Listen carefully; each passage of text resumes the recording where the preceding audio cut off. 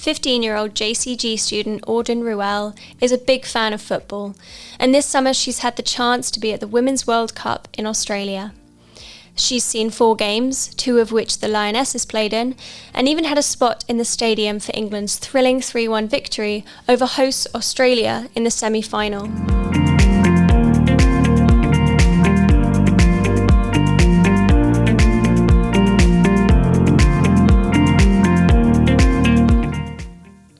Late in Australian time and early in Jersey time, I caught up with Auden to ask about the atmosphere, her favourite goals of the tournament so far, and of course, whether football is finally coming home.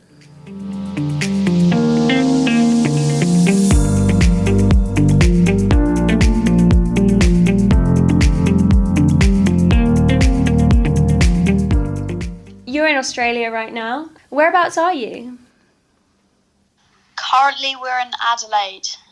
Okay, and how long did it take you to get there? What has the trip been like? How long have you been there? How did you get tickets? We've only been in Adelaide since yesterday, just for a little trip between the games.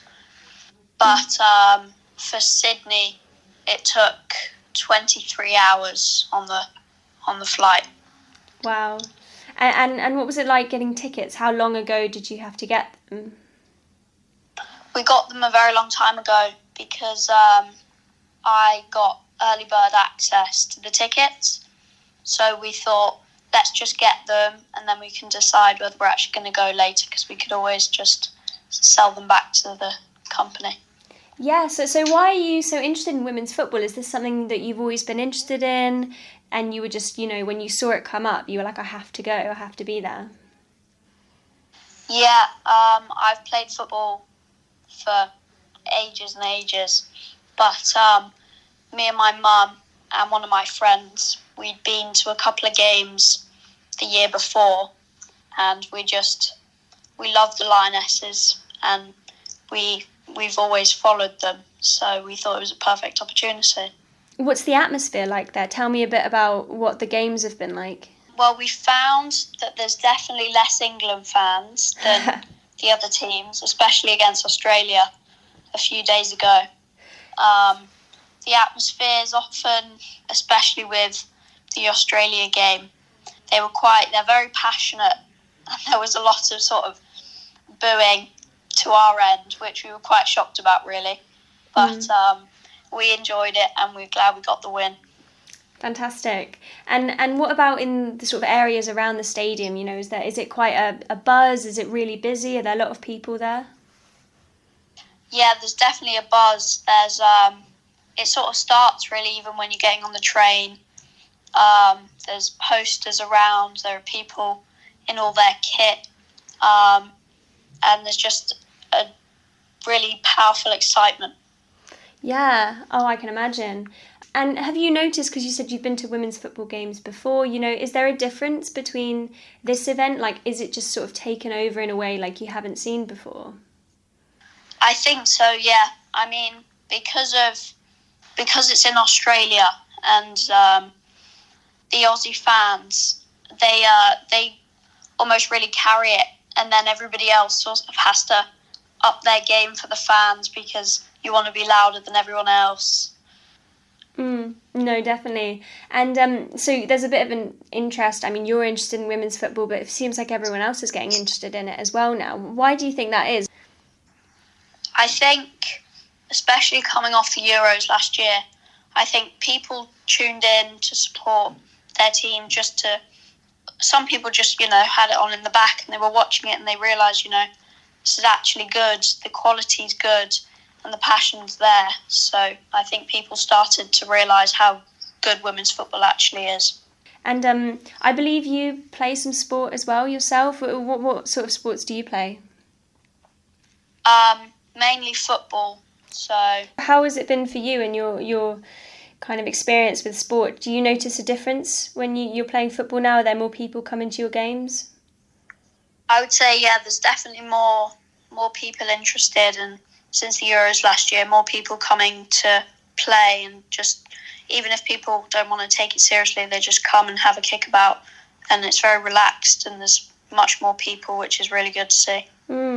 Yeah, is it nice to see that? I mean, I guess I don't know how long you've been playing football, but have you definitely noticed a change from when you were maybe a lot younger to now?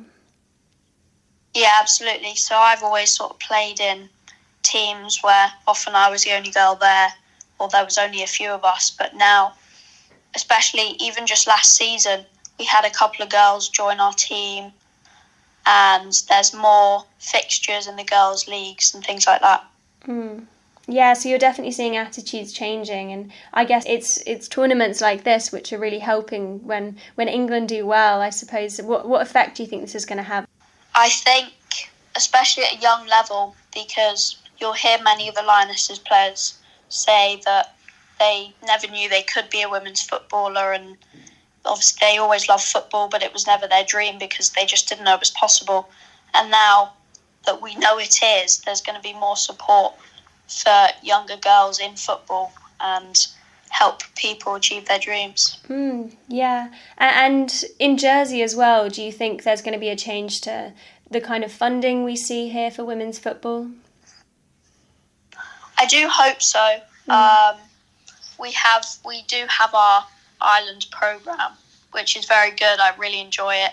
I've been going there for a long time, and they provide a good opportunity just to play with other girls and get better all the time. But hopefully, I know that we did have to train only once a month because we didn't have the coaching or the funding. So hopefully that'll change. Yeah, hopefully. And back to the World Cup. So, who's your favourite player in the Lionesses? That's always been a hard one for me. I do love Leah Williamson, but obviously she's out with her ACL. I'd say Ella Toone has to be up there. Yeah. I see my mum smiling over there. Her favourite's Mary Earps, the goalie. So fantastic. And have you had a favourite goal so far the tournament? That's a tough one. I do think, so at the Australia game when we were 2-1 up, there was still sort of that nervousness in the England fans and the hope in the Australia fans that Australia could still come back. And then when Lauren Hemp scored that final goal, it was sort of like a feeling of we've done it. And that was it. So that was, I think, atmosphere-wise, that was amazing. Lauren James has scored some amazing goals. She's very, very good. But I think atmosphere-wise, I think that goal that Lauren Hemp scored was really special. Yeah, and I bet there's not many England fans there, but, you know, in that moment you must have felt like the stadium was being drowned out by English people. Well, yeah. At first, when the goal went in, I was looking around, I was thinking, is this a goal or not? Because nobody was getting up. And me and my mum just jumped up and we realised it was a goal. The referee pointed back to the spot and we were celebrating quite a lot. And we had some not so happy looks directed at us. We were surrounded by Australian fans. Yeah, we had some celebrations here as well on the other side of the world. So it's nice to know that we're all connected in that moment. I think that's really lovely. And final question, which is probably the toughest one, what are your predictions for Sunday's final? We were just talking about this. We have all faith in England. We know that they've got more to give, and just the fire that the team has is incredible. So we think England's going to bring it home, but we can't get too complacent because Spain are a strong team. But I think 2-0 England. Oh, well, I hope you're right. I guess we'll find out on Sunday. And when do you return home? We leave Sydney next Wednesday. Ah, okay. So have you spent much time in the cities exploring, or is that to do after the tournament? Yeah, we've been, so we've had the final will be our fourth game. We've seen 2 England so far. but between the games we stayed in Sydney for a bit, and then we went up to Cairns in Queensland, and then we went back to Sydney for the game, and then went to Melbourne earlier this week, and then again went back for the game, and now we're in Adelaide and fly back to Sydney tomorrow morning. Wow, so you've definitely seen a decent part of Australia then. Yeah, definitely. It's you have to do it if you're coming all this way. You have to make the most of it. Yeah, definitely. All right, and are you glad that you went? Are you glad you made that 23-hour flight to go and see it? Yeah, absolutely. And I mean, I'm so grateful to my parents who let me come, and me and my mum are having the best time. And yeah, I really hope we can bring it home. It'll just seal the holiday. Fantastic. Thanks so much, Auden. Thank you.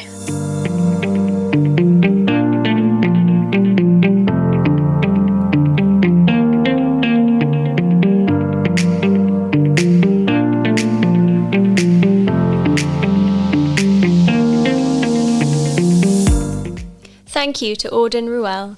Thanks for listening to the Bailiwick Podcast. Keep up with all the latest news by visiting bailiwickexpress.com or reading our sister publication, the JEP. More next week from me, Kelly Frost, and the rest of the team.